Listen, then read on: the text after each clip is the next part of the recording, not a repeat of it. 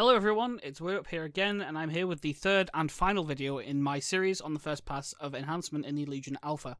The same rules apply as the first two videos. I'll be talking over some background footage, so let's jump straight in. By now, I've covered gameplay, flow of combat, and talents. As a new pass came, unfortunately, between the completion of the first two videos that I hadn't planned, the suggestion section that I'd originally planned will come at a later date in another video to take into account the fairly significant changes to the talent tree.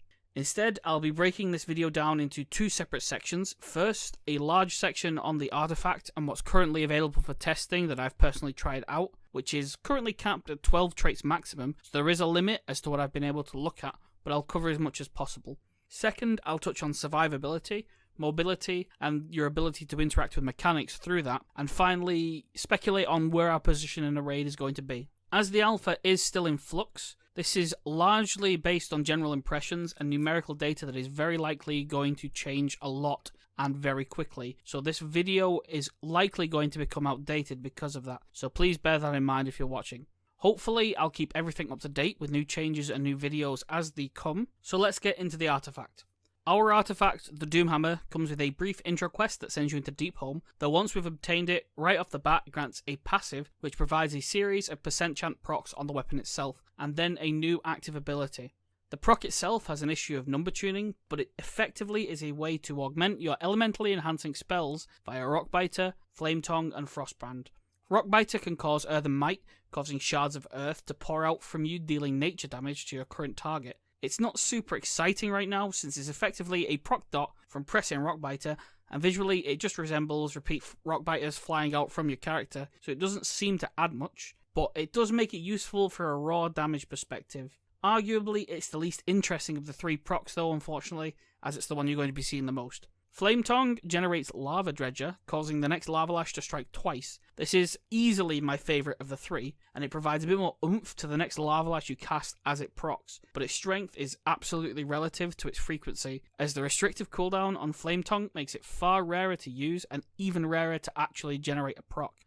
Lastly, Frostbrand causes Frozen Air, which is a stacking slow aura around you that deals no damage, but does stack up to quite a significant 50% slow.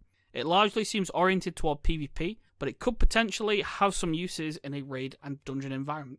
The active, Doomwinds, is a great addition to the kit, almost universally. It has one small drawback in that the surge of Maelstrom it provides will almost invariably result in you overcapping Maelstrom without anything you can really do about it or mitigate it, which should absolutely be considered. Right now though, it's operating as a medium cooldown big damage ability via the Wind Fury's amped damage at the guaranteed procs that you're going to be getting during that window. On top of that, it effectively caps your Maelstrom to just how much you generate, as said before, from those chain Wind Fury hits. It also syncs up really well with attack speed or haste buffs such as Feral Spirit, and it frees up just using your spenders completely at will while it's active. Outside of the two primary bonuses of this weapon that you gain as soon as you earn it, there are a slew of percentage increase buffs to our base skills such as Stormstrike, Lava Lash, and our enhancements, and a couple of interesting ones along the way that I'm going to talk about now. First, there's Gathering of the Maelstrom, which grants a percent chance based on the amount of points to gain double Maelstrom on Rockbiter casts. This can be a double-edged sword. It's a nice bonus to give a nice little burst of extra resource during downtime, but on the other hand, it can be completely wasted during those Maelstrom surges that I've mentioned in the other videos, such as during Doomwinds, that can't be spent. However, as an early perk right off the bat, it's really solid. Next, there's Spirit of the Maelstrom, causing you to generate a flat amount of Maelstrom, again based on the amount of points spent, whilst you remain in Ghost Wolf and in combat. It lessens the damage of spending time in Ghost Wolf to your output, but during movement and downtime, that's the only time that you're going to be spending making use of this perk. It's very overly situational and not one that will generally be important outside of those situations. It's definitely one of the most niche and possibly worst perks on the weapon as a whole. Gathering Storms provides a flat damage bonus to Stormstrike with each target you hit with each Crash Lightning, which is an unusual interaction as Crash is purely for AoE, while Stormstrike is purely for single target. It does, however, add an interesting interweaving scaling of AoE into single target, which increases your single target strikes and burst the more targets that are around you that you can pull off from Crash Lightning. This is interesting because the increased damage to a priority target when, say, multiple adds are around you could easily get out of hand with the other Stormstrike buffs that are present on the artifact. The only interactive defensive trait we get is Fueled by Rage, which causes Shamanistic Rage on activation to provide a heal of a time over the duration of the buff for a percentage of your maxed health. I found this is one of the worst defensive perks across all the classes on their traits, and it isn't really one that is versatile when it comes to PvE. Generally, a damage reduction cooldown will be used preemptively on a big strike in which you're generally already topped off, or when there's going to be a series of small hits that you want to mitigate. It has some use in the second, but the first, it doesn't really aid in, and in some cases loses out on value, as it's healing you while you're already capped on health. It's not necessarily a bad trait in that sense, it's just making what is a more specific, separate survival mechanic via a heal into one that we already use for a different purpose, i.e. damage reduction, which I consider a little bit unwieldy. The last working trait available, and that can be reached on the alpha, is Hurricane. This increases Storm Strikes / Wind Strikes casts whilst buffed by Storm Fury by 50% and is a really, really great damage trait. It creates added incentive to use your Storm Fury procs when they happen as soon as possible, whilst increasing the value of each Storm Fury proc in itself. It does add the direct damage burst that you can do while Storm Fury is active, which makes things like Doom Winds really strong because that adds a flood of extra procs. It, however, depending on perspective, has a downside that it massively favours talents such as Tempest, which affect both charges of Storm Fury, which can reduce choice in the way that you build your character. Either way, this is going to be a standout trait to rush at the moment and has potential synergy with later traits relating to Stormstrike that I won't discuss here, as they simply just can't be tested yet. Doomwolves is the only major trait reachable currently, so I thought it was worth mentioning in case anyone was worried that I'd forgot or hadn't tried it. It does have the visuals implemented of the different elemental wolves, which are pretty cool, but sadly the extra abilities aren't there yet, so it has no impact on gameplay or anything I can judge for you. That then covers the artifact, so moving on, I'm going to take a quick rough and ready look at how I think our place has changed and where we will sit in the endgame PvE, moving on from Warlords. Some brief context is that niches seem to be a bit dulled down from the previous design, but are still in some cases there for some classes. But without number tuning, this is complete guesswork as to how far the landscape will change, so a grain of salt is required. In terms of survivability, we lost Astral Shift, but Shamanistic Rage is still a great low cooldown, baseline, versatile spell that can be used aggressively or conservatively for short and long periods of incoming burst damage to the player or sustained damage over the course of a fight. Losing the healing from Feral Spirit is a little bit noticeable when you play it a lot, but given that we generally just use it on cooldown for the damage on live, its active survivability is not that huge of a loss.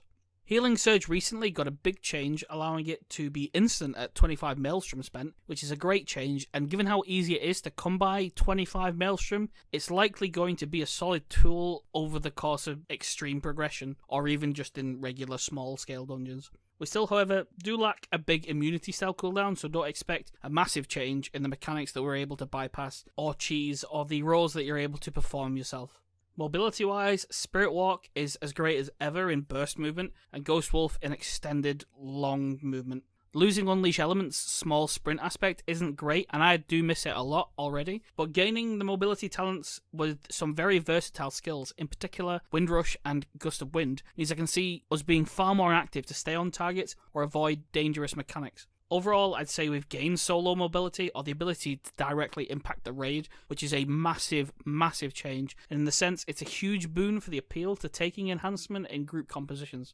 Taking that into account then, in terms of viability, I see enhancement going up in the ranks of classes pending tuning, as there is a noticeable gain in different ways of dealing damage, both single target and AoE, and the frequency of it. Having more burst cooldowns in our kit alongside having tools to feed AoE into single target and vice versa allows for more room to gain free damage, which is ultimately the most important thing during progress, and it pushes the spec further than it can already be pushed on live, as it does have a flatline limit at the moment.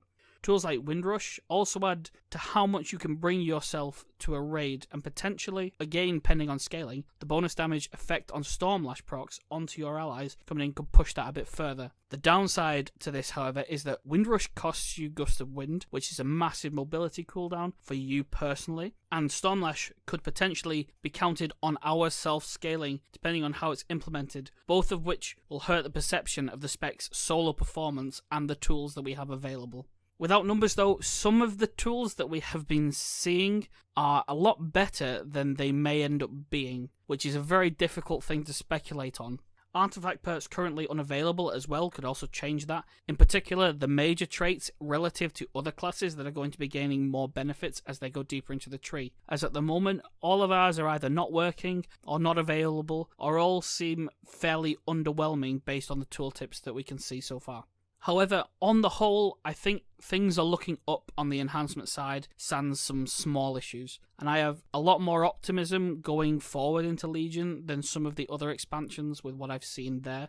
In particular, on the raiding level. Again, when numbers change and sources of damage or the game ability of some of our cooldowns or abilities differ from now, this could drastically alter. So I'll be keeping a very close eye on that, and I advise you do too. So don't get too excited, but at the same time don't get too marred down in the doom and gloom of the fact that the spec may not be perfect in the future. That then, overall, is my final words on the first pass of Enhancement, and I really hope that not only you guys that stuck around for the full duration enjoyed the insight that I could pass on from playing the spec a lot, but even more so that it's useful to devs possibly listening or that it's been shared to, and it imparts a bit of perspective from a long-time Enhancement player on how the changes feel in a practical environment. As with the other videos, thanks to anyone who watched, and if you enjoyed them, please hit a like and subscribe to the channel to get it a bit more attention. I really have appreciated that in the last two, and I'll definitely be producing a lot more content in this vein as the alpha continues and ultimately when Legion launches. So I hope to see you in the next video and in the future.